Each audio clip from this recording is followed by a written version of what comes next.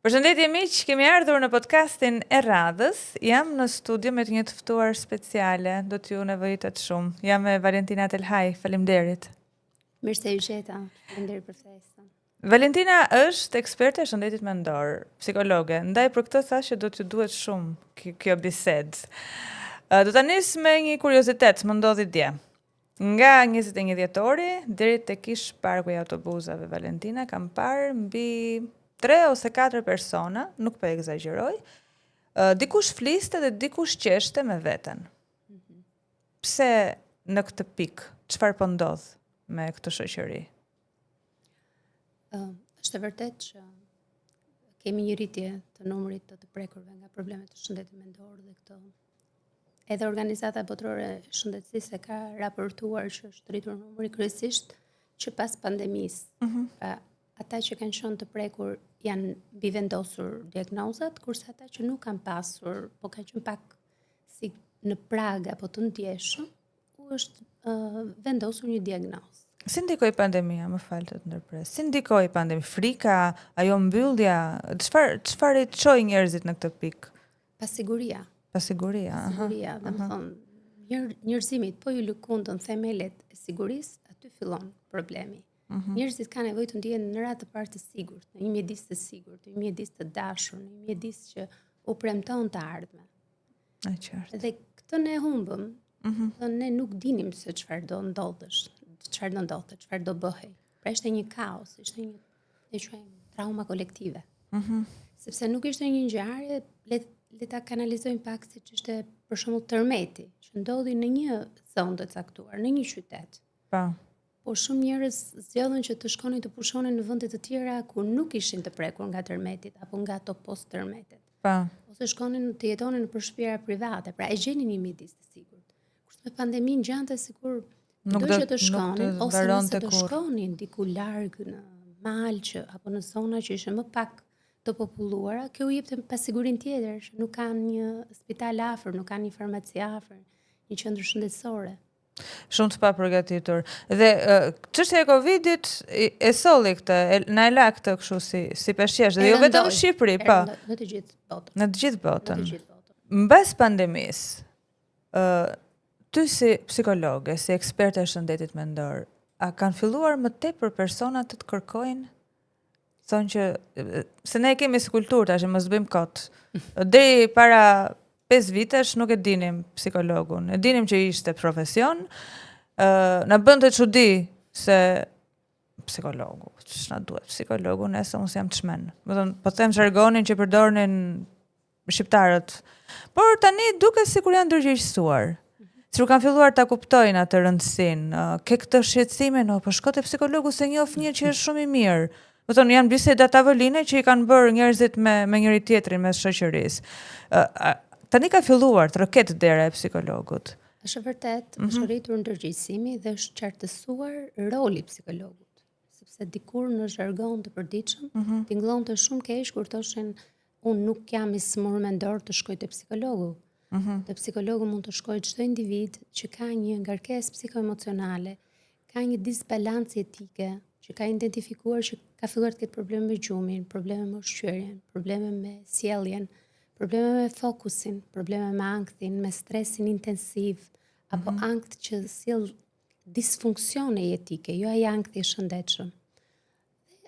Normalisht e kanë kuptuar dhe e kanë qartësuar dhe kjo i ka bërë që të jenë më të predispozuar për të ardhur, për të parandaluar, po dhe për të trajtuar problemet të shëndetit. Psikoemocional më shumë se sa mendor. Domethënë në fillim janë gjendje, apo situata apo çrregullime që trajtohen dhe pastaj mund të quash le të themi tek gjendje të shëndetit mendor ose sëmundje të shëndetit mendor. Përmendë ankthi i shëndetshëm ose kam dëgjuar dhe stres i mirë. Po. Çfarë janë këto? Ç'është ky ankthi i shëndetshëm dhe stres i mirë? Atëherë, ne kemi dy lloj strese. Distres dhe ustres që i ndajmë.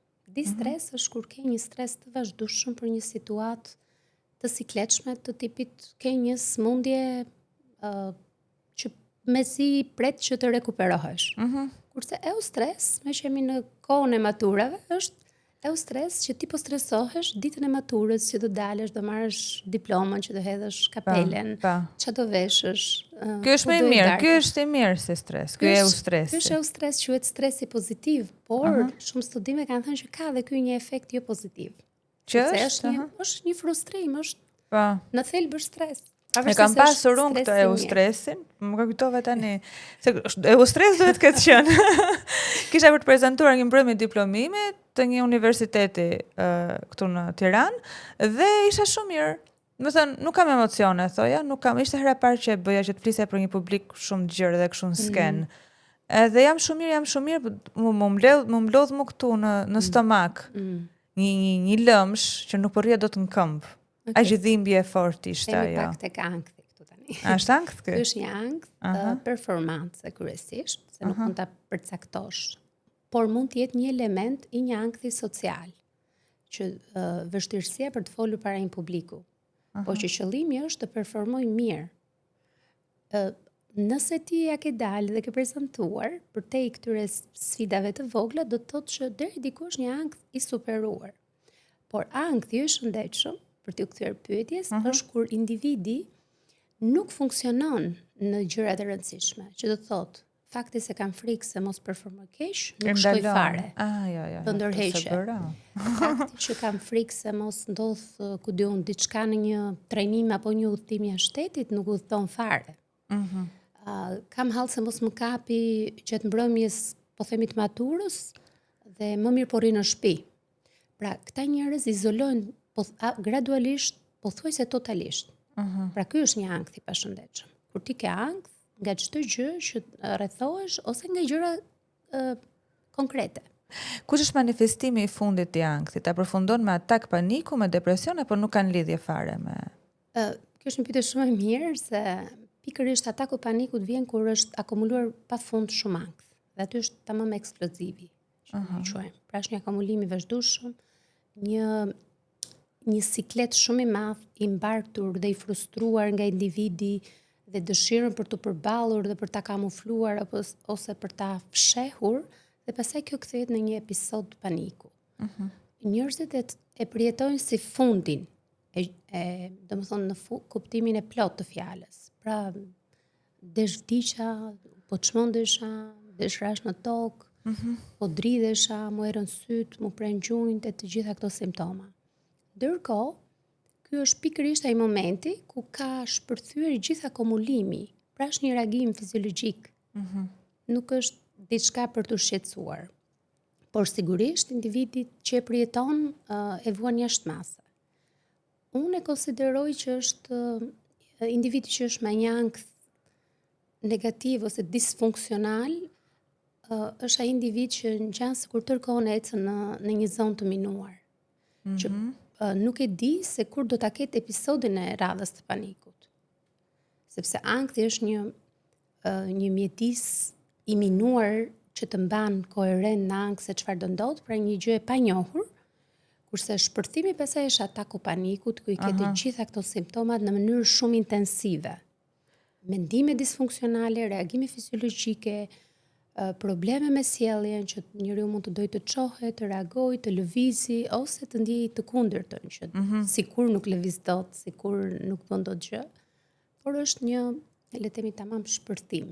A përsëriten ataket e panikut, këto krizat e panikut përsëriten në kohë, për shembull, supozojmë se një person i ka ka pranuar si fillim, është kuruar, ka marrë vizitën, terapin, ka marrë te psikologu, ndoshta edhe mjekimet, dhe më pas ndihet mirë.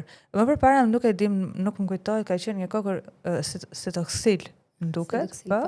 Edhe atë e pije dhe më pas kur filloi të bëhesh e mirë, e tërhiqet, do të thënë pije më pak, dhe më pas hiqet, më përfundon si problematik, nuk përsëritet më kurrë. Kjo është një çështje shumë individuale për secilin nga rastet. Personalisht, nisur dhe nga shumë studime që bazohen, por edhe në eksperiencat personale, qoftë në narrativat me kolegët, unë mendoj që kur kemi të bëjmë me ankth ose atake paniku, kryesisht trajtohen vetëm me psikoterapi.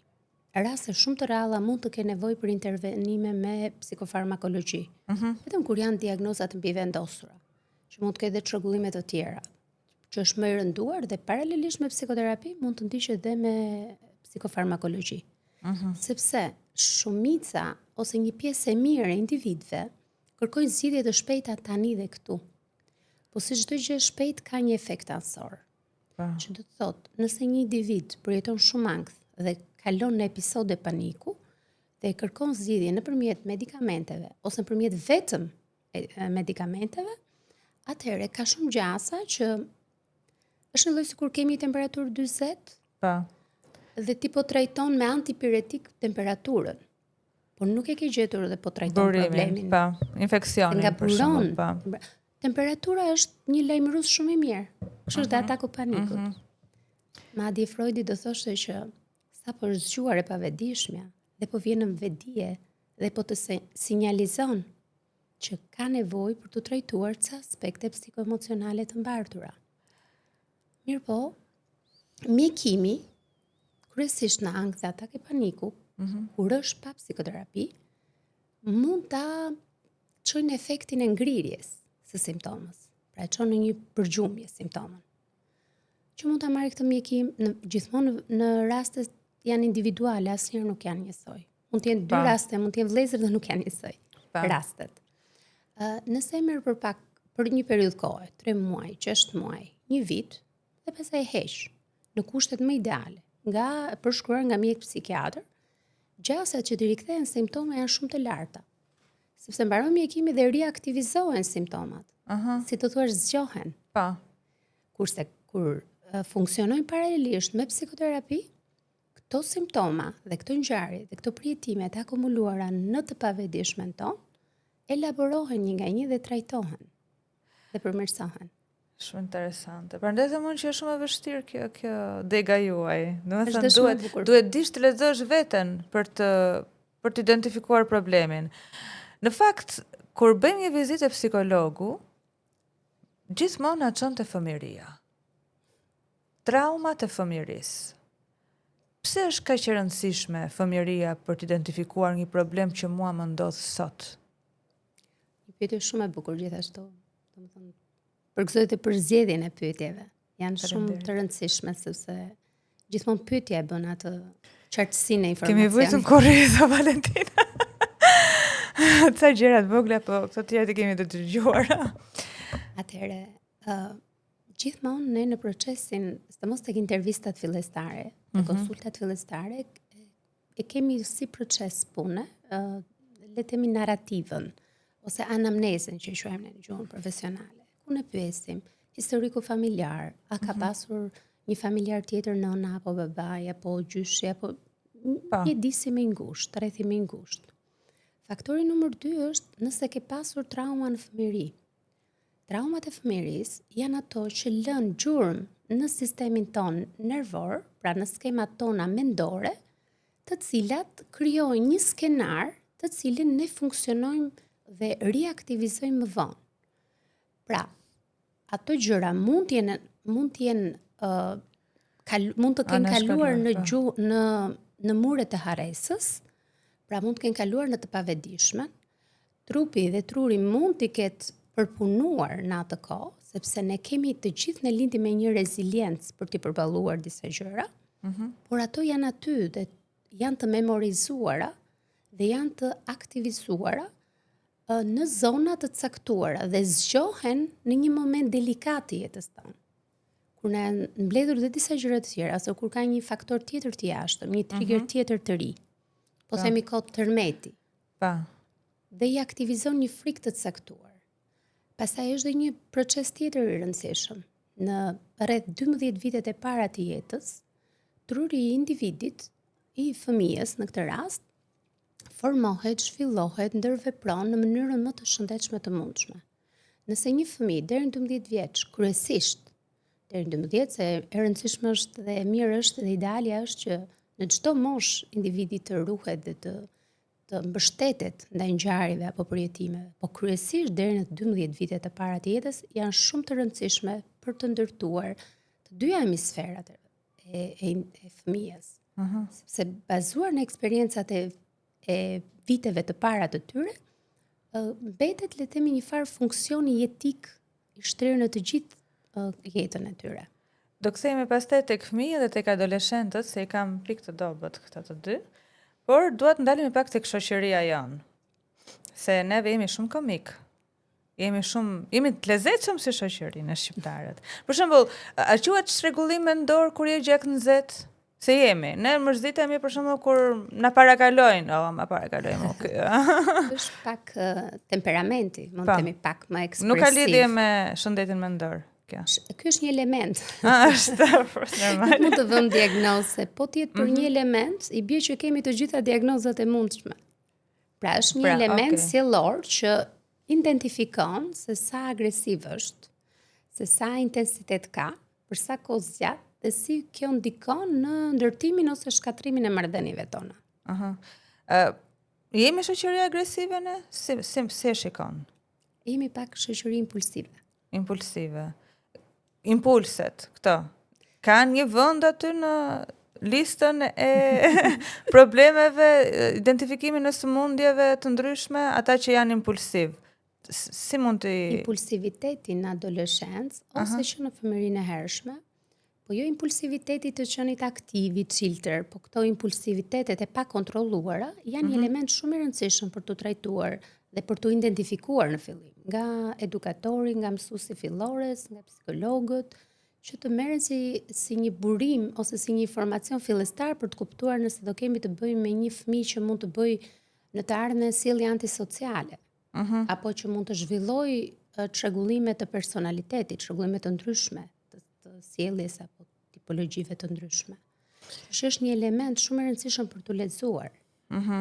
Por për mua, sidomos në vitet e para të shkollimit, apo qoftë deri në kopësht, apo edhe çerdhe, se një pjesë se evitojnë, por për mua është shumë e rëndësishme se janë ato vitet e para kur nuk memorizon aspekti kognitiv, po memorizon aspekti emocional tek zhvillimi I fëmijës.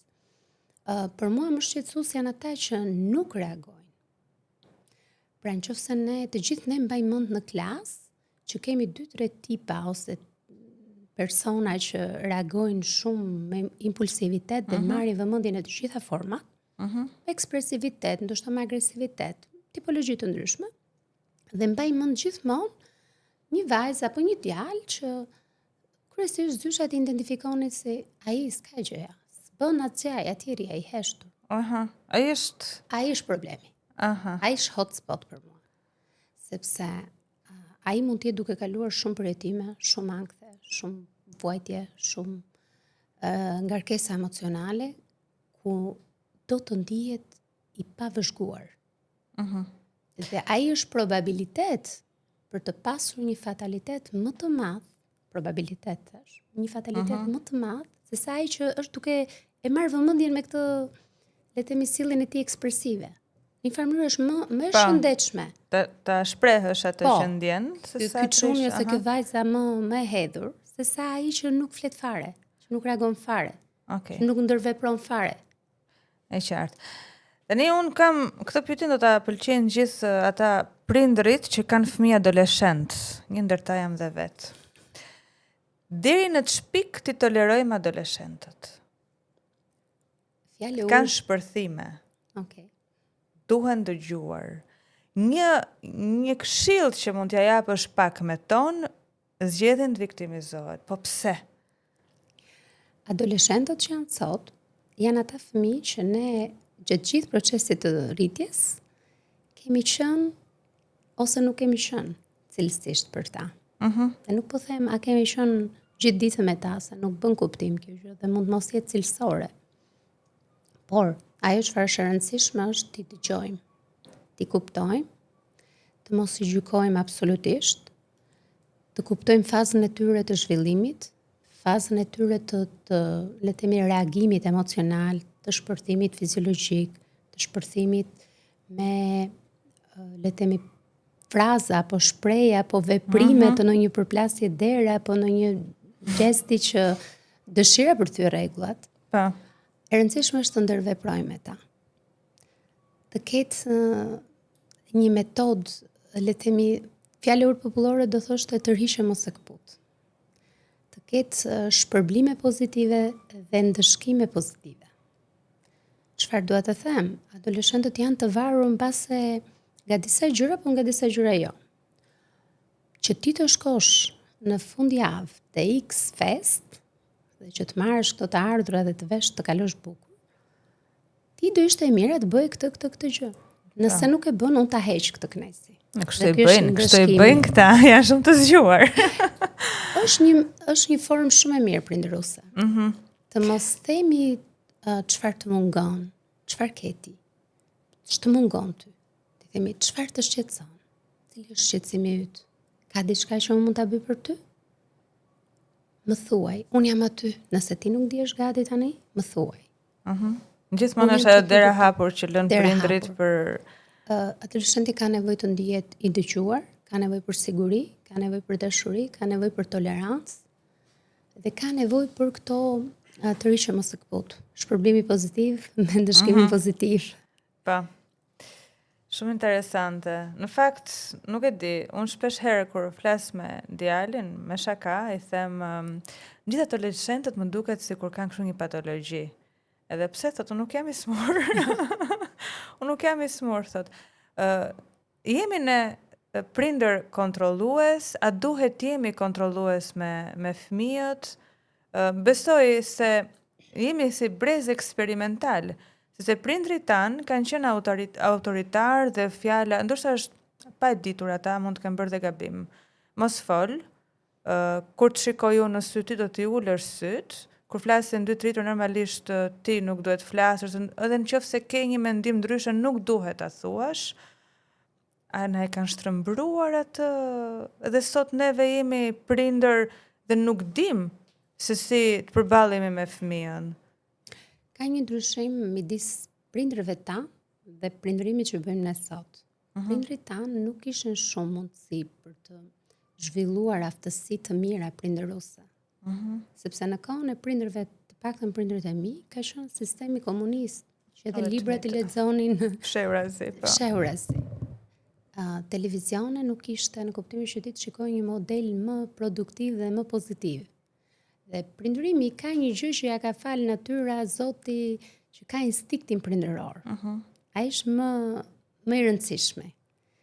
Ndonjëherë duket se këto metoda na ndihmojnë për të na lehtësuar jetën dhe raportin tonë me fëmijën, po gjë më të bukur se sa instinkti nuk mund të ketë. Ne me fëmijët nuk ka nevojë të jemi as frustrues, as kontrollues, as monitorues, ne do të jemi bashkëudhëtar me ta. Të ecim dhe të diskutojmë dhe të pranojmë dhe të shpjegojmë dhe të ndërtojmë marrëdhënie pozitive. Një adoleshent nëse e kritikon, madje jo vetëm një adoleshent, por kushdo që do ndodhi përpara një kritike nuk do ndihej mirë. Në vend që ti thuash kam një në vend që ta kritikosh, është më e mira ta sugjerosh, ta ftosh të mendoj, ose ta ftosh në rolin çfarë do bëje ti nëse ti do ishe mami ose babi. Çfarë do bëje ti me vllain tënd të vogël ose me motrën tënd të vogël? E para nxit njëherë empatinë, dhe empati kognitive dhe empati emocionale. Nxit fleksibilitetin, nxit rëndësinë e një veprimi ose mos veprimi. Adoleshentët nuk ka pse të jenë të rregullt, të urtë. Ata kanë fazën e tyre. Ata i them dhe unë djalin, nuk do doja të ishe shumë i urtë, se më mirë ti shijosh dhe ti provosh gjërat. Ti kaloj, është një etapë që duhet kaluar dhe duhet përjetuar. E di çka kam më shumë frikë, kam frikë vetëm forcën e grupit. Shoqëria, të paktën shoqëria e klasës, nga klasa e parë deri në klasën e 9, është po ajo. Normalisht fëmijët janë rritur pak a shumë të njëjtin ritëm, por që ndryshojnë, secili do diçka tjetër të provojë pak më shumë, njëri të merr atë do vëmendjen e grupit. Do të thënë kjo forca e grupit që na tremb neve si prindër. Se ne për shembull mbaj mend edhe kur kemi qenë të vegjël për vete e thonim që se mami im e njeh mamin e asaj, ne njihemi me familje dhe normalisht nuk bëheshin gabime. Ndërsa ne edhe pse njihesh, ne s'po njohim fëmijët. Prandaj është e rëndësishme të jemi me ata për ata. Se shohim shumë familje që mund të jenë aty, por nuk janë aty, se shikon nëpër celular, secilin në jetë personale, duhet shpërndar, kohë, duhet të jesh pranë fëmijëve. Unë nisur në një eksperiencë si nën dhe jo si psikologe, unë jam në dieni gjithmonë se me kë do jetë fëmia ime. Jam në dieni pa diskutim për familjen e shokut që do shoqërohet fëmia im. Do të thonë, nëse ti je prezent, ka gjasa të bësh pa gabime si prind, sepse askush nuk është perfekt dhe i pagabueshëm, dhe fëmia mësohet që të njoftoj, të lutem më thuaj ku do jesh dhe me kë do jesh. E mira është ta dim të dy, sepse këto gjëra në fakt ndërtohen edhe nëpërmjet modelit. Patjetër. Pra nëse ne i themi unë jam te Jona, na kjo orë deri këto orë kam intervistë. Sigurisht që në duke do thosh po ç'i duhet fëmijës tënd se çfarë po bën ti tani. I pëlqen reciprociteti. Nxit një forum që ne duhet i ndajmë gjërat. Kjo është e mira, ne duhet njoftojmë për gjërat tona. Ne duhet vëmë dieni dhe ai mëson instalon si sjellin në subkonsciencë këtë gjë. Në fakt, ajo që kam kuptuar nga eksperjenca ime si nën është që fëmijët mësojnë nga ajo që shohin, jo nga ajo që i thuhet. Shumë e vërtet. Është shumë interesante me fëmijët, është botë në vete, edhe sa keq që më përpara nuk i kanë ditur. Jam shumë kurioze si do isha unë në moshën 14 vjeçare, nëse prindrit e mi dhe pse janë përpjekur, por do kishte një qasje tjetër për prindërimin. Do kalojmë përsëri, do vazhdojmë të rinjt do jemi. Okay. Valentina. Teknologjia e para dhe fenomeni i vetvrasjes. Çfarë po ndodh me pjesën e zhvillimit të teknologjisë, po na ndihmon nga ana psikologjike, nga ana mendore apo po na dëmton? Zhvillimi i inteligjencës artificiale, nuk e di, po zëvendësohen profesionet me inteligjencë artificiale, ku është ana emocionale, psikologjike, kjo si fillim dhe pasi do ndalemi tek vetvrasja. Si çdo e mirë e ka një të keqe dhe si çdo ndoshta e keqe e ka një të mirë. Teknologjia ka ato funksionet e përditshme që na ka lehtësuar jetën në shumë gjëra, por ka dhe anët negative. Ku ndikon negativisht, do thoja pa diskutim në vitet e para të jetës se një fëmije. Për mua, deri në 3 apo 5 vjeç, do thosha dhe 0 teknologji. Nuk ka që duhet një fëmijë 3 vjeç apo 5 vjeç ku është elementi themeltar i ndërtimit të një funksioni kognitiv të shëndetshëm dhe emocional. Fëmia deri në 5 vjeç ka nevojë të luajë, ka nevojë të ndërveprojë, ka nevojë të luajë në natyrë, ka nevojë të luajë në dhe, në bar, në mjedis, në top, me top apo me gjëra shumë të thjeshta, me tullumbaca, me vizatime, me tull, kanë qenë ca lojra dikur më formuese si tulla. Po, formuese, po. Me puzzle, me ka shumë mënyra dhe ka lojrat aty janë, Valentina, po s'po i përdorin më, nuk po a blejnë më prindrit lojrat fëmijëve, se ti mund ti japësh telefonin në dorë, normalisht ai nuk do i shkoj më mendja se i shikon ai aty, nuk ka nevojë të preki fizikisht. Dhe diçka se të ndërpreva. Jam shumë kurioze të di. Gjatë fillimit, gjatë kësaj moshe që ti përmende, është edhe zhvillimi gjuhësor i fëmijës. Patjetër, po. Momentin që fëmijët shikojnë kukullat në telefon në gjuhë tjetër dhe nga prindrit dëgjojnë gjuhë tjetër, a ndikon kjo në zhvillimin e fëmijës në vonesë? Ka shumë studime që thonë po. Bilingvistika ndikon se mos të disa fëmijë që kanë një predispozit për pak disfunksion ose vones në të folur, apo vones zhvillimi. Pa diskutim që i konfuzon. Jo domosdoshmërisht. Unë nuk e kam më shumë se sa që aty shikojnë në gjuhë angleze apo një gjuhë tjetër, po kryesisht anglisht. Unë e kam sepse truri është një muskull. Dhe në momentin që gjërat aty fëmia i shikon të gatshme, nuk i jep mundësi funksionit ose pjesës së lobit të zhvillimit të fëmijës që të aktivizohet dhe të mësoj strategji dhe të ndërveproj me mjedisin, me bashkëmoshatarët, me prindrit. Fëmia ka nevojë të ndërveproj, ne rritemi dhe zhvillojmë përmjet ndërveprimit me familjen, me shokët, me miqt, me mjedisin, me natyrën. Pra, ky është një zhvillim i shëndetshëm i fëmijëve. Çfarë janë ekrane, pastaj janë të pashëndetshme. Mund, domethënë se unë nuk hyj tek natyra drastike, mund ta toleroja për një funksion të rëndësishëm, të tipit që ti të marrësh 10 minuta telefonin, një fëmijë 5 vjeç, si fillim unë do preferoja dhe do të ftoja të rregulloje pak dhomën. Shumë mund të çuditen, do thonë, a di një fëmijë 5 vjeç të sistemoj dhomën? Unë nuk po them ta sistemoj në atë mënyrën perfekte, po fëmia ka nevojë të mësoj me disiplinë. Është kjo disiplina pozitive. Se pastaj çuditen 15 vjeç dhe thonë, kam vajzën apo kam djalin, nuk prek gjë, ku ka një gjë, s'ka një gjë. Por ky 15 vjeçari sot ka qenë dikur 5 vjeç. Dhe nëse ti 5 vjeç e fton, eja me mami të rregullojmë këtë sirtarin me lodë. Eja me mami të rregullojmë këto rrobat e tua këtu. A mund të më ndihmosh pak? Kjo është një ftesë shumë pozitive te fëmijët. Pra fëmia merr një rol që të ndihmoj ose të lutem. Nëse je i lirë, mund ta ndihmosh pak vllajën ose motrën, mund ta ndihmosh pak babin ose nënën ose gjyshin. Edhe ai merr rëndësi se të pas ka nevojë edhe për mua.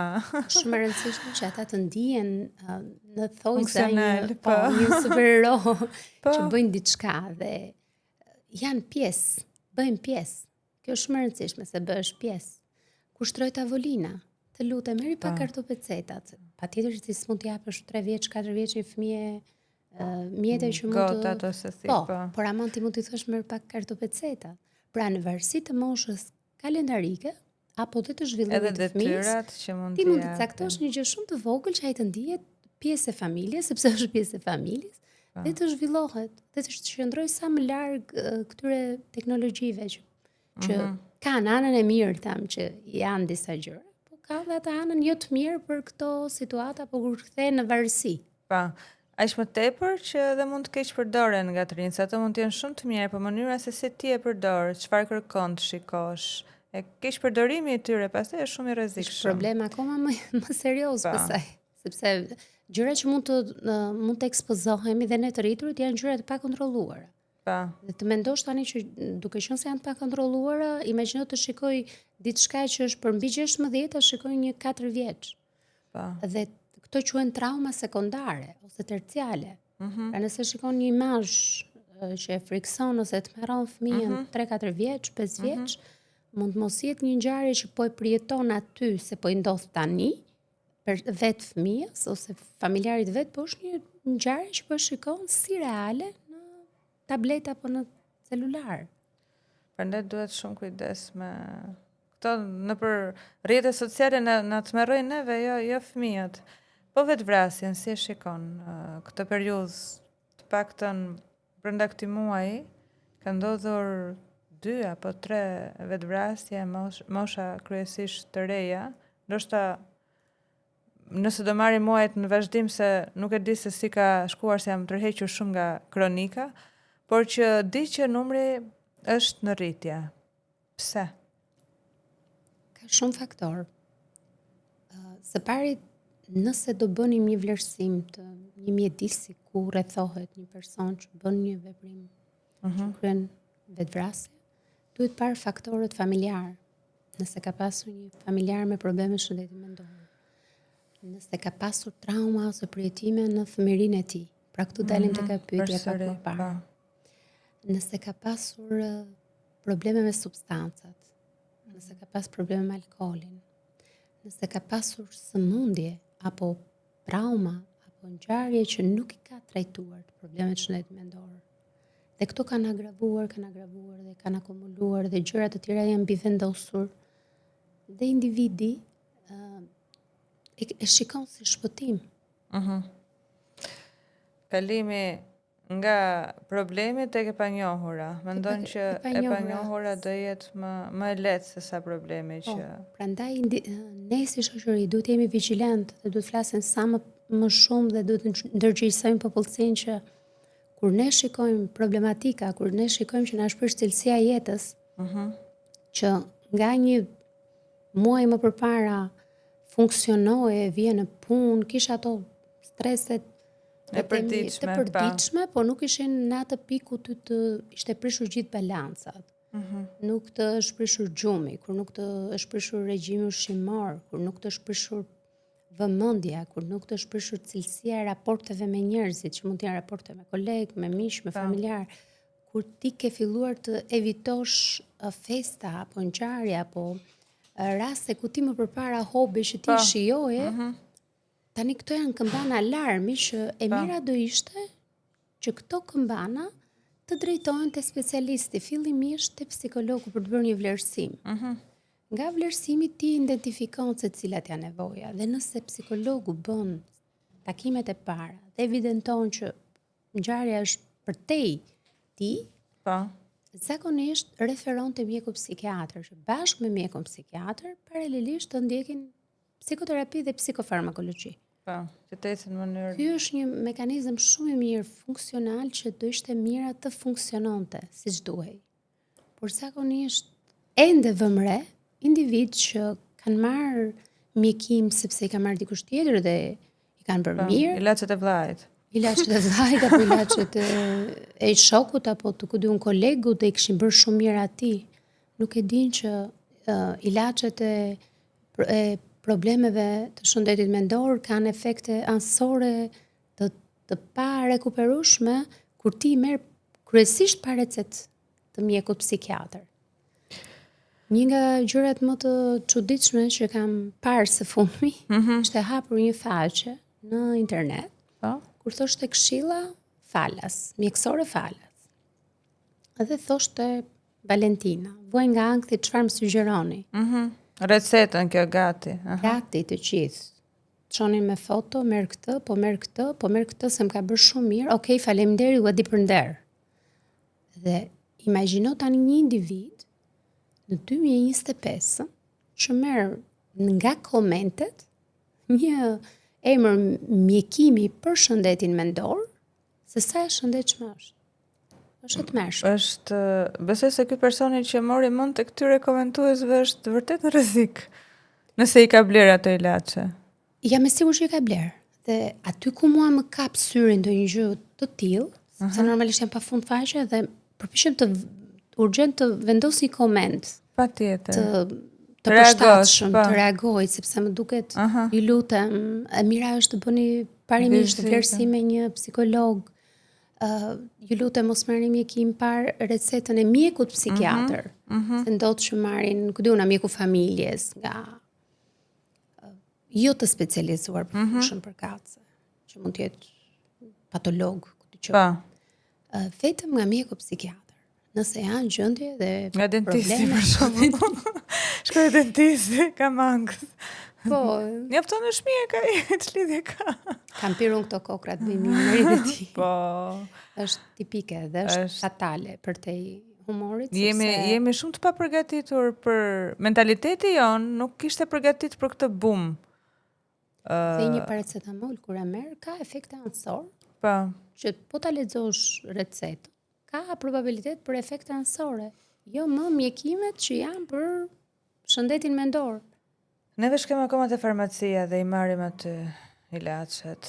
Në djenin time është rregulluar. Domethënë si pjesë nuk lejohen më pa recetë. Por dalim të dyja në një ditë edhe shohim. Është një shprehje, shteti nxjerr ligje, tha, populli nxit për të gjetur shtigje. Po. Dhe futet dhe i gjen këto dhe ndoshta mund të jetë ky. Tani, Valentina, që mos bëhemi as për tek farmacisti, se psikologu na duhet, nuk kemi çfarë bëjmë, por që mos shkem vetë farmacisti, ose një komunikim që mund të kemi, qoftë edhe me një mesazh me psikologun. Dhe jam e sigurt që sot gjithë kanë një mik psikolog. Jam shumë e sigurt për këtë, sepse më në fund i pam se kush ishin psikologët, i njohëm, dhe fatmirësisht jemi të lirshëm të flasim.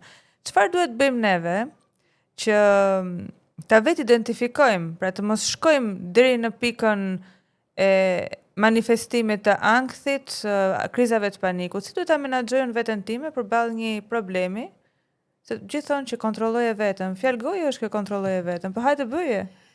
Do thënë kur ti je në stres, kur je truri aq është. Si duhet veprojmë? Na tregon ndonjë truk si të veprojmë për të menaxhuar këto situatat? Atëherë, përveç që çdo individ ka një aftësi përballuese për problemet emocionale apo për gjithë ngjarjet që ne kalojmë në jetën e përditshme. Pra ka një vetë rregullator që quhet reziliencë. Po. Nëse kjo reziliencë ka, le të themi, ulur intensitetin e të qenit rezilient, mund të ndodhë që me disa teknika të thjeshta ti ta neutralizosh këtë gjendje, ose më saktë ta reduktosh. Ky do ishte termi i duhur, sepse asnjëherë nuk mund të themi që ka njerëz pa ankth ose pa stres. Pa, jemi gjatë gjithë kohës të Ideja ekspozuar. është se si ta ndajmë kur është i shëndetshëm dhe kur është jo i shëndetshëm. Nëse ne shikojmë që në një kohë të caktuar kemi humbur ritmin e jetës, kemi prishur cilësinë e jetës, nuk po marrim më pjesë në aktivitete të caktuara se kemi frikën e një ataku panikut. Po. Mezi shkojmë në punë dhe mezi presim të mbyllet ajo ora të vëmë me vrap në shtëpi të mbyllemi sepse aty ndihemi të sigurt. Kur ne mbi ushqemi ose ushqemi shumë pak, kur ne gjumi na është kthyer në një luks dhe jo në një nevojë, kur flëm 2 orë, 3 orë dhe na është prishur gjithë ekuilibri i një gjumi të shëndetshëm, mesatarisht 6 orë. Pra të gjitha këto janë shenja alarmi. Na prishet fokusi, na prishet vëmendja, na prishet qetësia. Zhvendoset gjithë kjo. Të gjitha këto janë shenja alarmi që ti mund t'i drejtohesh një psikologu dhe lë një konsult. Kjo të bën që të identifikosh më mirë se nga vjen burimi. Dhe pastaj si mund ta menaxhosh. Më ka thënë një instruktor palestre dikur, e ishte palestra plot kur shkova. Unë e kam kështu, shkojmë palestër 2 ditë, e shoh që s'do psohem edhe nuk shkojmë më pastaj. Zgjidhjet e shpejta. Zgjidhjet e shpejta, po. Çu duam në shqiptar zgjidhjet e shpejta. Edhe thash unë, po mirë thash unë, pas ka njerëz. Po, thash kur çfarë trupi do bëjnë këtë mas 6 muaj, po bëj llogarinë atyre të tjerëve. Edhe aty kështu në mënyrë spontane, i doli, tha ti kujton se këta vinë për të bërë trup. Këta tha të vinë sepse janë të rekomanduar që të vinë të bëjnë palestër. Një nga rekomandimet është aktiviteti fizik. Pse ndikon? Sepse gjithë stresin akumuluar në aktivitet fizik, sikur dhe 20 minuta në ditë, gjitha studimet tregojnë që ka pasur një efekt shumë pozitiv në gjendjen psikoemocionale të individëve. Do thënë, unë si natyrë nuk kam stres, se di çfarë bëj? Për ditë hece 30 minuta mëngjes, 30 minuta në darkë. Ndaj s'ke stres. Jam kështu. Okej, pra aktiviteti fizik ndikon mirë në shëndetin mendor. Po, edhe fizik. Kryesisht çfarë po? Fizik po. Kryesisht në çfarë? Vetëm në tek pjesa e stresit? Shkarkon stresin, redukton ankthin, rrit cilësinë e fokusit. Por se ka një keq kuptim në këto, se domethënë vinë më thon, po un kam 2 vjet palestër, nuk e kalova dot ankthin, më ka ndihmuar disi, po nuk e kalova dot, ose kam shkuar në yoga, ose kam shkuar në pikturë. Shiko, këto janë disa puzzle. Pra kur ne duhet të trajtojmë ankthin me intensitet të lartë, atë ankthin e pashëndetshëm që na ka bërë cilësinë e jetës, parimisht ti do t'i drejtohesh psikologut. Dhe këto të tjerat janë burime mbështetëse. Pra bashkë me psikologun ti do bësh aktivitet fizik, bashkë me psikologun ti do merresh me një hobi që mund të jetë piktura apo një kërcimi, çfarë do lloj tjetër. Bashkë me psikologun ti do lexosh dhe 20 minuta në ditë. Bashkë me psikologun ti do bësh dhe disa frymarrje të mësuara dhe të konkrete. Ndërsa këta çfarë bëjnë? Lëm psikologun dhe shkojnë në palestër, bëjnë trup. Ta kanë dëgjuar që sepse realisht ndihmon për gjendjen e tyre, për ngarkesat e tyre, por nuk është domosdoshmërisht vetëm ajo, se i bie që me që ka palestra, s'do kishte psikolog më dhe psikoterapist. Palestrat ndihmojnë për të reduktuar dhe janë një puzzle e trajtimit, po jo i gjithë trajtimi mbaron punë me palestër. Pra është ai përfshirja multifaktike, që do të jenë shumë arsye, shumë gjëra që kjo gjë të konkretizohet siç duhet. Me personat, Valentina, që besoj i ke trajtuar vetë, pas disa kohësh ata janë mirë, ata sot janë shumë mirë dhe jam e bindur që ja ke dalë me punën dhe e shoh profesionalizmin tënd. Si ndihesh ti vet personalisht kur thonë që Val, unë e kalova, faleminderit. Kjo është mos them një nga arsyet më të rëndësishme që unë mbushem energji, nga gjitha i stres dhe gjitha ngarkesë që t'jep, gjithë plagështia dhe gjithë dhimbjet që ti dëgjon brenda një muri terapeutik, një muri klinik, brenda mureve të klinikës. Ky është ai momenti ku mua më përmbush. Është ai momenti ku marr shumë energji. Them të paktën në këtë botë të madhe kam rritur cilësinë e jetesës jo vetëm një individi. E di, jam e sigurt, kush e di se sa janë familjes. Jo, e kam fjalën që edhe nëse flasim po themi vetëm për Jonën, Jona është dhe mami i dikujt, dhe vajzë e dikujt, dhe shoqë e dikujt, pra jo vetëm cilësinë e jetës së Jonës apo të Valentinës, po dhe të mjedisit të personit, pa diskutim që dhe të tjerë. Do të ta dinë për nder edhe ata familjarët edhe kolegët. Domethënë më përmbushin që ndonjëherë duke ruajtur gjithë privatësinë dhe konfidencialitetin, po për të nxitur le të themi të tjerë që kanë dilema për trajtimin psikologjik, ndonjëherë duke i ruajtur të dhënat, i postoj këto që të kuptojnë që shiko, kjo gjëja është gjë e mirë. Është funksionale dhe na ndihmon për të rritur cilësinë e jetës. Për të qenë qetë me veten në fund, për atë qetësinë lufton njeriu në fund. Nëse do ishe përpara disa të rinjve, nuk e di, besoj se keni bërë dhe takime me të rinj, kështu që po jap edhe mësim, pedagogë jashtë, kështu që jam kryesisht me të rinj. Okej, shumë mirë. Një këshill që ua thua shpesh ose një sugjerim që ju jep shpesh. Jetoni dhe përjetoni çdo emocion. Edhe kur nuk është aq pozitiv, qëndro me ato emocione dhe pranoj emocionet.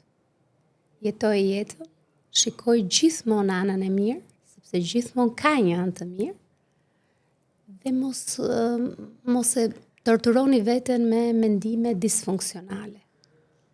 Gjërat janë aty, gjërat gjithmonë kanë qenë aty. Rëndësia është se si ne i japim kuptim gjërave. Po vetë psikologët, Valentina, a kanë psikolog? Sigurisht. Madje ne jemi ata profesionistë që jemi më të predispozuar për problemet të shëndetit mendor. Pra jemi më të prekur në krahasim me çdo individ, është probabël për të prekur në një moment të jetës nga një problem i shëndetit mendor. Kurse ne, mjekët, zerfiksit, policët, jemi ndoshta arva dhe profesionet tjera, po këto kryesisht janë dhe gazetarët që janë në vit të parë të individëve që janë më të predispozuar për të prekur. Kurse ne psikologët kemi supervisor. Për post që mund të jenë dhe kriter të ndonjë shkollimi të caktuar. Për shembull, si psikoterapiste kognitiv behaviorale, brenda një afati kohor 5 vjeçar për të ruajtur atë certifikimin si psikoterapiste internacionale, ne na duhen disa orë supervizimi në këto 5 vite që të mbajmë cilësinë tonë psikoemocionale, se nëse ne nuk jemi të shëndetshëm, nuk mund të jemi cilësisht për personin që kërkon ndihmë. Pra është edhe në një lloj forme e ne e quajmë si formë supervizimi. Por mund mos quhet ashtu, mund edhe përtej profesionalizmi, se kjo është një formë për të ruajtur standardin profesional, po edhe për çështje personale, patjetër që duhen trajtuar. Nëse unë nuk elaboroj traumat e mia mund të aktivizohen në një narrativ të dhimbshme që më vjen aty dhe unë mund mos jem cilësisht. Kur përfshihem dhe më tregojnë gjëra që unë kam kaluar. Si e kanë sjell mediat rolin e psikologut më parë dhe si ka ndryshuar, më aq sa ke informacion. Pra, mediat në fillim nuk është se i jepnin shumë zë rolit psikologut, mesazheve të ndërgjegjësimit, madje në mënyrë shumë të shëmtuar, ndonjëherë në për humore, shikonim edhe që nuk i jepshin rëndësi fare, madje i tallnin rolin ose figurën e psikologut dhe duke ndihmuar shoqërinë të notonte në atë ignorancën e vet, ndërsa sot ka ndryshuar. Edhe mediat, po ndikojnë për mirë, kam përshtypjen. Unë mendoj që si në çdo profesion, ka individ që ka nevojë për përmirësim. Edhe në media ka gazetar apo reporter që nuk kanë ndoshta formimin e dur për të bërë artikulimin e dur për fushën e caktuar. Së fundmi ka qenë një titull që trigonte dhe nuk tingëllonte mirë për masën dhe për popullatën, ishte që psikologët janë bërë për psikolog. Tani çfarë do të thuash me janë bërë për psikolog, që të bësh për psikolog, çfarë do të thotë? Është një gjë e tmerrshme, pra ti këtu automatikisht si media ti ke dëmtuar shoqërinë dhe e ke stepur. Edhe nëse një individ që është duke vuajtur në atë jetën e tij, duke u strapacuar zhgati të kërkojë një kontakt me psikologun, të rriqet se që nga që nga gjë e tmerrshme të bësh për psikolog. Po, jam bërë për psikolog edhe bravo më qoftë. S'ka asgjë të keqe. Dhe shkosh te psikologu, ose përdorim një term të qash te psikologu, i parandaluar faktin që mund të qeshësh te psikiatri. Po. Dhe njerëzit që shkojnë te psikologu janë të vetëdijshëm që ka një ngjarje dhe një përjetim dhe një diçka që nuk po shkon me jetën e tyre, dhe thjesht janë si servis emocionesh, elaborues të ngjarjeve, të traumave. A është luks vizita te psikologu? Është luks? Është domosdoshmëri për mirëqenie shumë të mirë.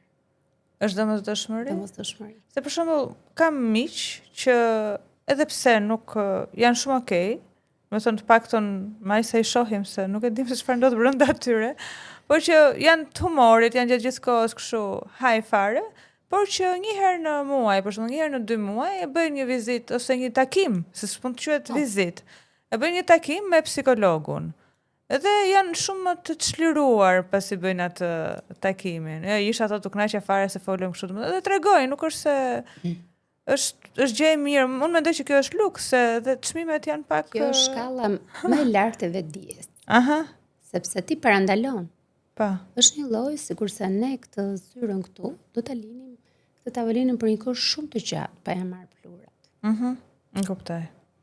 Nëse ne marrim pluhurat çdo muaj një herë, kjo tavolina do jetë shumë më mirë. Nuk do pluroset. Pra, ose përdor edhe ca shembuj të tjerë, të tipit kujdesi për te dentisti. Të shkosh një herë në disa kohë, në 2 muaj apo në 1 muaj apo në 3 muaj për pastrim gurzash.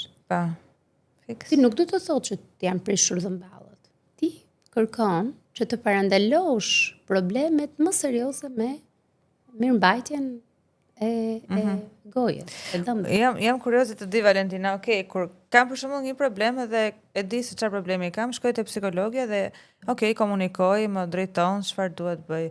Po kur jam shumë mirë, çfarë të them psikologës? Apo kot mohabet? Çfarë flitet në të tilla raste? Zakonisht, leqet s'para vin njerëz që thonë kam ardhur kot për të kaluar kohën, po zakonisht ti pyet, cila është arsyeja që erdhe tani? Do të çfarë të nxiti? Dhe mund ta kenë nxitur edhe kureshtja e një seance, por nuk parandodh. Dhe ne vin kryesisht kur janë duke u strapacuar me ato gjendjet e tyre psikoemocionale. Zakonisht vin te ne kur kanë dilemat më dhaja. Zakonisht vin te ne kur kanë dhimbje që duan të shpërthejnë dhe nuk po i mbajnë dot nga brenda. Sapo ne në fakt kemi dhe te pjesë e procesit terapeutik që në takimin e parë u vëm në dieni që çdo gjë që thuhet aty mbetet aty. Dhe shumë konfidenciale.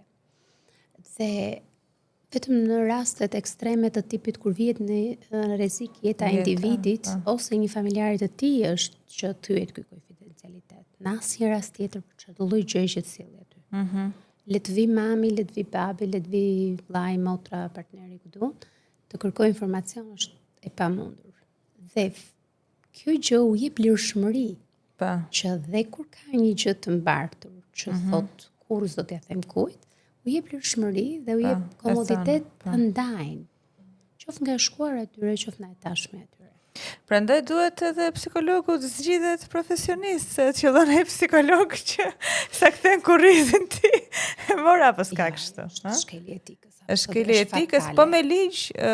Po, me ligj. Edhe me ligj. Me ligj patjetër, sepse është thyrje konfidencialitetit. se çfarë do thot ai që ka qenë aty ose se çfarë do thot, se çfarë do nxjerrë është punë e tij, po nga profesionisti absolutisht nuk do dalë asnjë lloj thënë. Më duket shumë interesante, nuk e dija këtë. Absolutisht, është kodi etik deontologjik që nuk e lejon absolutisht të nxjerrësh të dhënat. Le ta thot vetë që kam qenë, kam bërë seanca, por që ti nuk e thuaj dot. Madje ne kemi disa rregulla të tjera që nëse shkëmbejmë në rrugë me personin që kemi trajtuar, ne nuk e marrim indicjen ti flasim. Por nëse na buzëqesh dhe na përshëndet, ne mund t'ja kthejmë këtë buzëqeshje sociale apo komunikim. Po ne, sidomos kur është shoqëruar, që ai mos të ndihet intimiduar në kuptimin që ka qenë te psikologja ose ka disa individ që e kanë këtë problem. Unë për veten time me psikologun tim pija kafe. Se kisha problem fare. Mund të mos ketë qenë psikolog, mund të qenë ndoshta mik i afërt, se nuk mund të pish kafe. Mik. Kisha mik, po ishte psikolog. Sepse nuk mund të pish kafe me pacientin. Pse? Nuk lejohet dhe kjo. Po, e di, e kam dëgjuar dhe këtë. Konflikt interesi, konfuzion i roleve.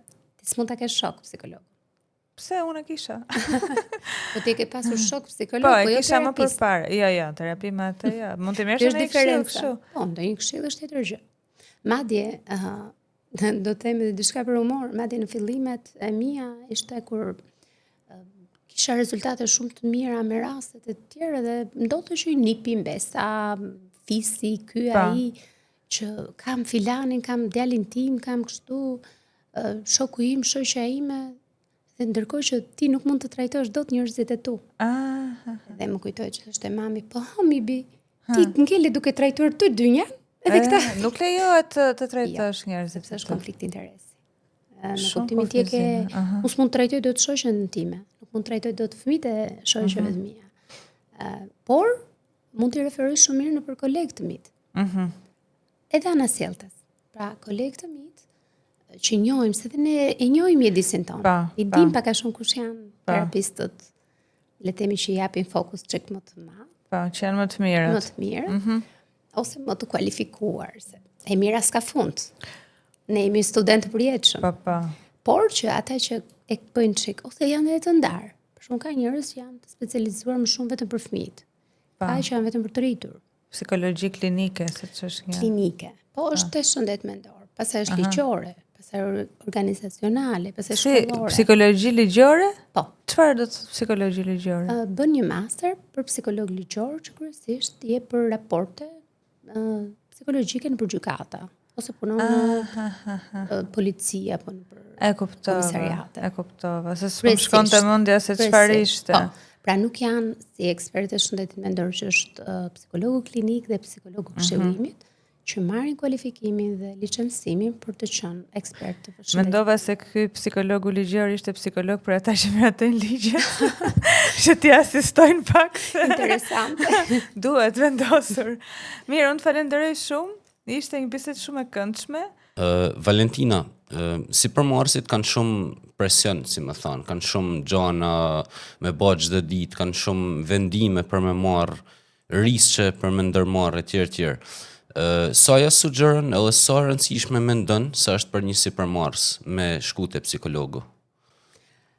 Çdo individ që ka ngarkesa dhe që ndjen frustrime dhe që e ndjen që janë prishur balancat, që është prishur fokusi, pra nuk ka të njëjtën vëmendje më, nuk ka më të njëjtin produktivitet, shumë e rëndësishme. Pastaj sipërmarrësit apo instanca që kanë shumë punonjës, mirë do ishte që të ishte ai psikologu organizacional që po diskutonim dhe pak më parë. Pra është i specializuar për të trajtuar grupe në punë, për të pasur balanca, për të rritur produktivitetin në punë, për të rritur mirëqenien psikoemocionale, sepse ne e dim shumë mirë që një njeri i shëndetshëm është më produktiv se sa një njeri që është duke vuajtur disa ngjarje se disa përjetime të tashme ose të shkuara. Super. Nëse e kam saktë si informacion, Freud i thotë që mendimet ose emocionet që ne i bëjmë repres, që i shtypim, do vi një moment që do dalin pak më vonë. Deri në çfarë pike mund t'i bëjmë repres, si më thonë, emocioneve? A duhet t'i lajmë gjitha emocionet me dal, apo duhet kemi një lloj vetë përmbajtje deri diku? Freudi ka folur shumë për të pavetdijshme. Dhe e pavetdijshme është diku te 75%. Pra 75% e jona nuk duket. 25 është ajo që duket. Çdo gjë që ne represojmë do pulsojë dhe do kanalizohet në një moment të dytë. Kryesisht ankthi dhe ataku i panikut është kryesisht një represim i jetës tonë, gjatë gjithë jetës tonë, i përjetimeve tona. Dhe vjen një moment ato zgjohen dhe duan të dalin në vetdijen tonë. Dhe mënyra se si manifestojnë, dhe mënyra se si dalin janë pikërisht nëpërmjet tyre simptomave. Njerëzit e quajnë si gjën më të tmerrshme atakun e panikut ose ankthin, kurse unë i them që sapo keni evidentuar që ka një gjë që nuk shkon dhe duhet ta falenderoni simptomën, që po ju lajmëron që keni një ngarkesë gjatë gjithë jetës që ka nevojë të zgjohet dhe të elaborohet dhe të trajtohet. A ke ndonjë sugjerim, ndonjë libër për shembull, që mund të jetë kështu, mund ta luajnë pak atë rolin e psikologut? Terapeutik. Kryesisht lexoj shumë libra që janë të fushës. Gabor Mate, Kur trupi thot jo, për shembull është një nga librat më të bukur. Tjetër libër shumë të bukur janë të Irvin Yalom. Të gjithë librat e Irvin Yalom. Gabor Mate është një nga autorët e mi të fundit, mezi pres që të dali çdo botim dhe ti marrë dhe ti lexoj. Kryesisht janë të fushës këta. Po dhe Jungun e preferoj shumë. Pra shumë afër dhe me Freudin, ose prafërsisht që kanë ato mendimet e tyre, por që janë më të thelluar, nëse do thosha Freudi apo Jungu, por shumë më funksional dhe më narrativ janë Irvin Yalom dhe Gabor Mate. Këta më vinë për momentin se ka pafund. Mund të sugjeroja libra. Të kuptoj. Me sa di unë, te psikologu shkojmë domethënë për çështje psikoemocionale. Po a ka edhe trupi unë inteligjencë, se me që më the, domethënë kur trupi thot jo, diçka tillë. Si mund ta kuptojmë trupin ton për shembull kur na jep një sinjal ose diçka tillë? Trupi reagon. Trupi ndërvepron. Trupi po thotë që po më ngarkon shumë. Dhe nëpërmjet tyre simptomave të nxit drejt reflektimit që këtë gjë nuk e suportoj dot. Janë disa reagime. Shumë nëse ti do jesh në një mjedis jo të komod, trupi do filloj, këmba për shembull do filloj do të trokasi. Ose do kesh elemente të tjerë që do të djersitesh në sikleti. Do të thahet pështyma. Do të vishen syt. S'do ta kesh fare fokusin aty. Pra në disa reagime fiziologjike që individi i aktivizohen si një mekanizëm, pra është ajo rezilienca që ne themi. Kryesisht janë edhe me dhimbje stomaku, që njerëzit vjen trajtohen për dhimbje stomaku dhe nuk e dinë që vjen si faktori stresit, kur trupi po thotë jam shumë i lodhur, jam shumë i ngarkuar, që nuk duroj dot më, po pulsoj. Ky është pikërisht është ai kulmi me ataket e panikut, që për fat keq pjesa më e madhe ose një pjesë e mirë shkojnë dhe bëjnë këto konsultat në për urgjenca, vën marrin një mjekim dhe shkojnë në shtëpi, disa ditë qetësohen dhe kthehen prapë të marrin një mjekim dhe kjo bëhet në një rreth vicioz shumë i vështirë, sepse krijon dhe varësi ai mjekimin aty në moment. Është një çështje trajtim akut, po nuk është persistent dhe nuk është i shëndetshëm. Gjendja jonë psikologjike, për shembull po themi kur ndihemi të mërzitun, ose për shembull në rastet e sporteve kur ke dështu në diçka, shikojmë që je i kërrusur, ke një body language, domethënë një fiziologji të mbyllur etj. Pra, psikologjia ndikon fiziologjin. A mund të ndodhe kundërta? A mund të bëjmë një, si quhet anglisht power pose, për shembull? A mund të bëjmë një power pose, ndikojmë të kundërtën, që ta forcojmë psikologjin? Patjetër, ka disa ushtrime që ndihmojnë rritjen e gjendjes emocionale. Për shembull, një nga teknikat më të thjeshta që unë përdor për individët që vojnë nga depresioni, i them që në mëngjes, kur të vini orën e alarmit për të zgjuar, nuk do zgjoheni me qetësi dhe me shumë kështu në gjuhë slow motion, por do zgjoheni menjëherë dhe do ngriheni menjëherë nga krevati. Pra, duke ti dhënë ritëm fiziologjik nëpërmjet lëvizjeve të tua më vepruese, i jep një automatizim të brendshëm dhe trurit që të aktivizohet dhe të ndërveproj, sepse truri dhe trupi janë shumë të lidhur dhe janë ndërveprues me njëri tjetrin. Pastaj ka dhe një gjë e pavetëdijshme e jonë, nuk e di se çfarë ne informacione çojmë. Nëse është gënjeshtër, nëse është e vërtet. Është ai termi që përdorim gjithmonë, thoja vetes jam mirë, thoja vetes që do kaloj, thoja vetes që doja dal. Sepse subkonscienca nuk e di këtë gjë. Subkonscienca e merr dhe instalon si të mirëqen dhe fillon ndërtohet si pozitive. Dhe kjo është pozitive dhe sjell deri diku funksion. Me sa diun nga mosha 0 deri në 7 vjeç fëmijët programohen, i marrin gjanat shabllon, domethënë. Edhe mësojnë nga sjelljet e prindve në shumicën e rasteve. Po kur jemi të rritur, nëse kemi disa programime të gabuara, a ka ndonjë mënyrë me riprogramu veten? Okej, fëmijët mësojnë nëpërmjet imitimit. Po. Pra fëmijët socializohen dhe mësojnë nëpërmjet imitimit dhe kjo është absolutisht, por jo vetëm fëmijët. Edhe qenit e rritura, nëse rinë një mjedis me disa persona që kanë disa sjellje të caktuara, i automatizon trupi dhe truri në të pavetëdijshmen. Pa diskutim që ne jemi në thelb ajo çfarë ne kemi ndërtuar në vitet e para të jetës. Por kjo nuk është definitive, sepse truri ka disa aftësi përpunuese, zhvilluese që të mund të përmirësoj dhe mund të zhvilloj edhe më tej. Por thelbi është shumë i rëndësishëm dhe balanca e viteve të para të jetës kryesisht deri në 12 janë shumë të rëndësishme në zhvillimin e mirëqenies dhe mendore dhe psikoemocionale dhe sociale. Po a ka ndonjë mënyrë me riprogramu ato besimet e limituara ose të gabuara që kemi? Ka. Psikoterapia. Okej. Po këto afirmimet për shembull funksionojnë? Domethënë përsëritjet. Po. Një nga teknikat që ne përdorim është pikërisht kjo. Duke e çuar individin disa herë në shpeshtësi tek një sjellje e re, duke e kanalizuar në mënyrë më të shëndetshme dhe duke zvendësuar një sjellje jo adaptive në një sjellje adaptive. Për shembull, tek fëmijët me probleme të çrregullimit të spektrit të autizmit, se ata kanë një element sjellor kur lëvizin shumë duart në mënyrë të pavetëdijshme.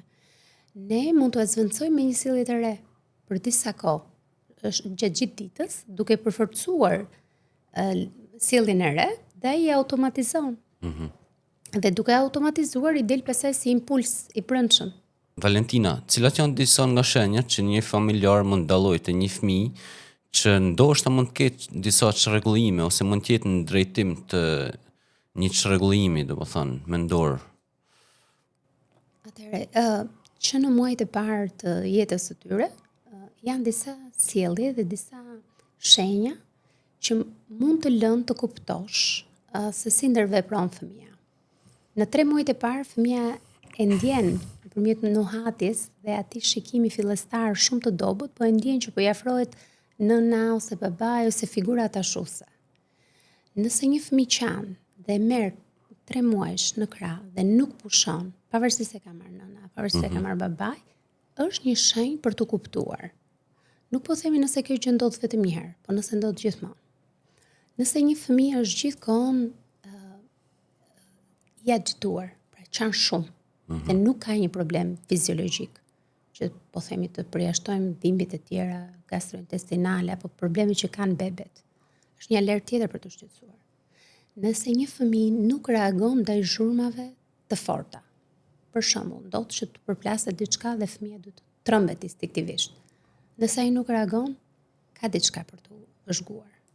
Nëse një fëmijë 6 muaj, ose 8 muaj, ose 1 vjeç, kur ti flet në emër, drejtohesh, e ja merr këtë, merr atë dhe nuk shfaq interes dhe nuk e kthen kokën, ka diçka për të shqetësuar. Nëse një fëmijë fillon ato muajt e parë që po ngrihet në këmbë dhe ecën kryesisht majt gishtave, tunduart, ose duket në tukje ai fëmia indiferent dhe ende nuk ka filluar të thotë asnjë fjalë, ka diçka për të shqetësuar. Mesatarisht një fëmijë 1 vjeç duhet të thotë 8 deri në 12 fjalë. Të gjithë prindrit janë të vetëdijshëm që nëse një fëmijë 1 vjeç sipas studimeve, jo sipas meje, nuk thot 8 deri në 12 fjalë, duhet ta kenë në konsiderat. Nëse një fëmijë shfaq shenja agresiviteti me fëmijët e tjerë gjatë gjithë kohës dhe nuk është atashus, nuk është miqësor, nuk përfshihet nëpër lojra, 2 vjeç, 1 vjeç e gjys. Atëherë ka diçka për të vërejtur me shumë kujdes dhe duhet parë nga një sy specialisti. Ka një sër faktorësh të tjerë që ndoshta për momentin nuk i kujtoj, por kur ka element sjellor të tillë, duhen konsideruar dhe duhen parë nga një specialist i fushës.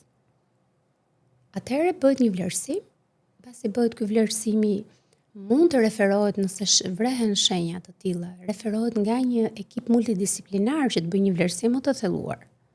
Ekipi multidisiplinar është psikiatri i zhvillimit, është logopedi, është psikoterapisti, është punojësi social. Të gjitha bashkë dalin në një raport përfundimtar ku secili nga ata e ka marrë fëmijën në vlerësim. Që do thotë secili nga ata ka zhvilluar një, le të themi, seancë vëzhguese për ta kuptuar fëmijën. Dalin në një raport të përbashkët dhe japin sugjerimet e tyre. Pra që është një vonesë e të folurit, një vonesë zhvillimore, një predispozit për çrregullim të spektrit autizmit, apo në një çrregullim të ngjashëm. Në qoftë se një çift që ka një fëmijë me sindromin Down, edhe ka frikë me pas një fëmijë tjetër, a ka ndonjë statistikë që tregon se sa është probabiliteti që mund ta ketë edhe fëmia i dytë një atin çrregullim? Për sindromën Down Ose një nga problematikat e tilla, domethënë. Për çrregullimet të spektrit të autizmit, probabiliteti për të pasur një fëmijë mbas fëmijës së parë me çrregullim të spektrit është i lartë. Okej. Po për sindromën Down nuk di të ketë studime që të theksojnë që duke qenë se ka një fëmijë me sindromën Down, ka probabilitet që të ketë i dyti. Por për çrregullim të spektrit, pa diskutim që ka. Dhe madje një çifte ku kanë 3 fëmijë rresht të 3 me çrregullim. Dhe kryesisht ky çrregullim është më i rënd, më shpesh tek djemt, po kur preken vajzat është më i rënd te vajzat. Pra simptomatologjia dhe agresiviteti dhe tipologjia është më e vështirë te vajzat. Sa është probabiliteti që një person me problematika tilla mundet me u integru në shoqëri? Se unë për shkak kam pasur raste që janë të punësuar. Patjetër. Etj. Është shumë i lartë, sidomos kur prindrit e familjarët dhe mjedisi i afërt e evidenton këtë që në hapat e parë. Pra që në ato muajt e parë. Sa më herët ta identifikosh, aq më mirë është, sepse truri, siç thamë, është muskul dhe mund të punohet me këtë fëmijë. Identifikohet se ku është problemi, pra cila sferë është e dëmtuar, sfera kognitive, emocionale, sociale, dhe ngrihet një plan terapeutik, siç e shpjegova, dhe ky plan terapeutik vihet në zbatim tek terapisti. Terapisti punon që mund të jetë logopedisti, mund të jetë terapisti ABA, psikoterapisti cognitive behavior therapist, mund të jenë terapistë të ndryshëm të zhvillimit, të cilët mbas 3 muajsh ky ekipi multidisiplinar ose 6 muajsh ribën këtë vlerësimin nga e para. Kur e ribën vlerësimin e shikon ku ka ecur, cilat faze janë zhvilluar, cilat zona janë zhvilluar, cilat kanë nevojë për intervenim dhe një hartim të një plani të ri pune. Por pa diskutim që përmirësohen dhe integrohen shumë mirë.